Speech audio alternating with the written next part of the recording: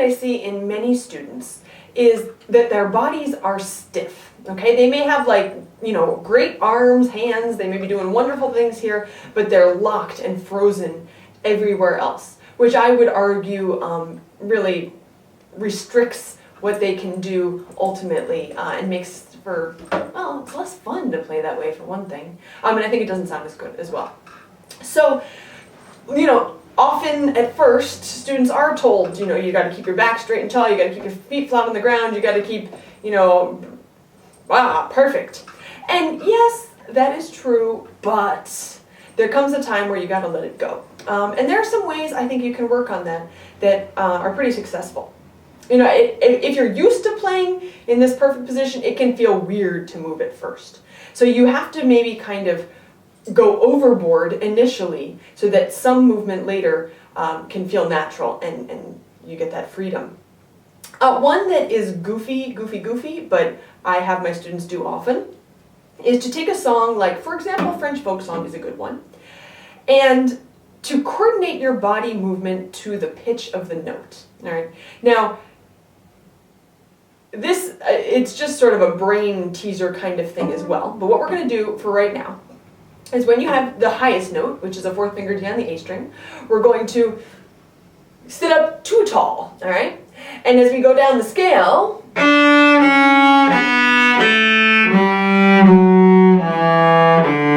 by the end, you should be totally caved in and down at the bottom. All right, so if you were playing this song as written, it'd be something like this.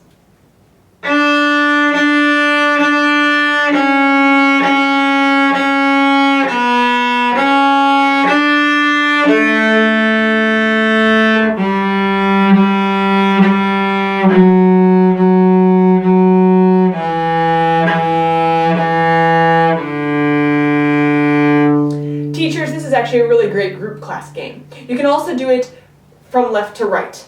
So for example, maybe my highest note, I'll be going in this direction, because another thing you see students do is certainly they get twisted in one way or the other, usually this way. So if you have a twisted student, or if you are a twisted person, this could be a way to combat that. So on the highest note, I'm going to be all the way over here, lowest note as far over this way as I can go. All right, so something like this.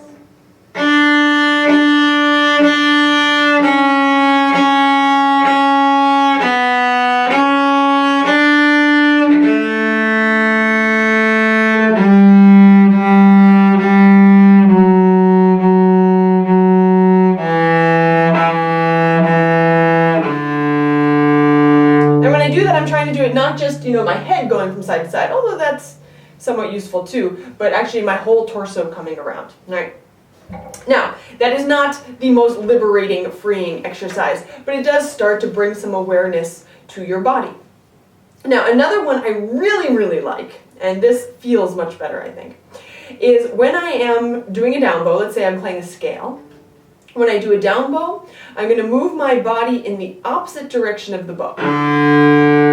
All right, so my bow went that way, I went that way. And as much as possible, I will try to play this, at least initially, not by moving my bow, but by moving my body. So maybe I could do...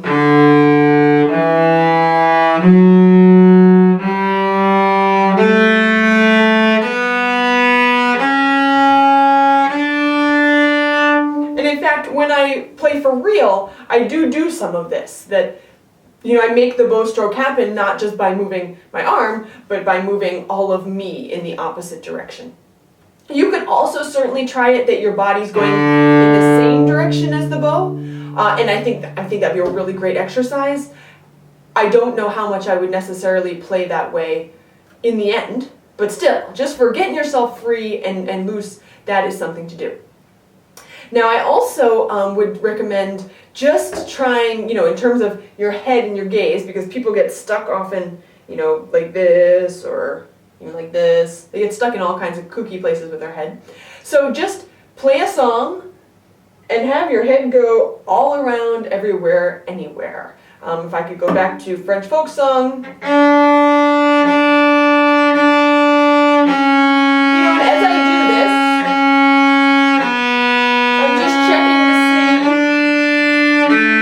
this, if there's anywhere that my neck doesn't want to go, if there's anywhere that it's hard for me to go, where maybe I've gotten extra locked up.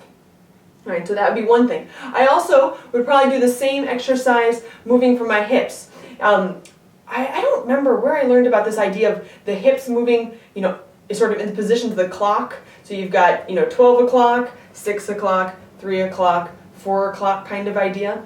But, and your rib cage certainly being part of that movement as well. But just play some easy song and experiment with all these different positions of your hips.